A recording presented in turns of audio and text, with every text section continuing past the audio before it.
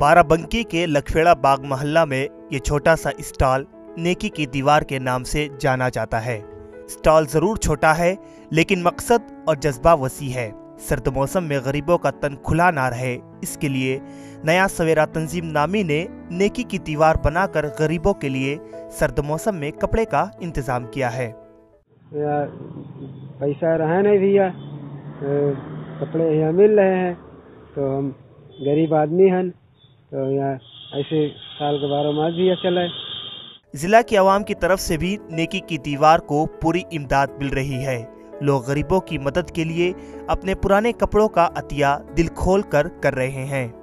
हम सब लोगों ने सोचा कि कुछ ठंडक के लिए ऐसी व्यवस्था की जाए कि जो बेचारे निर्धन लोग हैं उन लोगों को उपलब्ध हो, तो इसीलिए सब लोगों ने 4-5 लोगों भाई लोग मिल करके ये अपना जो है किया गया है और कपड़े यहाँ ला करके रखे गए हैं और अपनी स्वेच्छा के अनुसार इनको जो पसंद है वो आए और ले जाएं। इसमें निःशुल्क है, कोई ना दाम है और ना अपना सारा काम है।